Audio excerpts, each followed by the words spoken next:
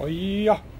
How to know if the horse was broken or started in a good way? Like when you start a horse or break a horse, when you ride him for the first time or second time, how can you know if your leading or groundwork before riding him was correct or not?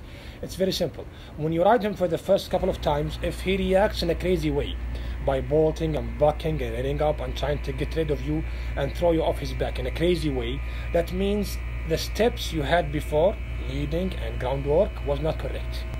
If he's trained in a good way, even when he spooks, when you ride him, he has the right to spook, but when he spooks, he will not react in a crazy way. The worst thing he can do is stop in his place and shake in his place, or sometimes move back. But bucking and bolting and rearing up proves that your groundwork and leading before riding him was not correct.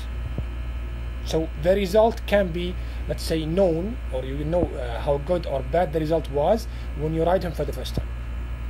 And a lot of people think that it's normal and it will just go away or vanish with time. That is completely true. It will go away, but it will not disappear, because in the future the horse will use it against you. Any horse who bucks and rears up and throw you off his back when you ride him for the first time will keep that move in his mind, in his body, in his reaction, and will do it in the future when he has to. When does he have to?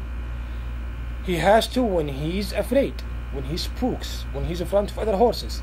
The first thing he does in this case is the move he did when you rode him for the first time. The horses who buck and bolt and the first time you ride them will buck and bolt when they spook, will buck and bolt when they race other horses or move and canter and trot along or beside other horses or next to other horses. So it's something that the horse will use against you in the future. Even if it disappeared after a couple of weeks, it's not completely gone. He will use it. It's just a matter of when, not will. So it's just a matter of when or how, not will. He will do it. It's just a matter of time. How will he do it? It depends on him and the horse. But at the end, he will do it. But if you look at the horses who are trained in a very good way, when you ride them for the first time, they react in a very completely different way. The worst thing they will do, as I said before, is moving back. That's all, which is a good thing. Moving back is a good thing, not a bad thing, especially when you control it. And in the future, these kind of horses who are trained in a good way, the worst thing they do when they spook is spook in their place or move back. So the first thing that happens with you in the first time you ride him will stay with the horse for his entire life, in my opinion.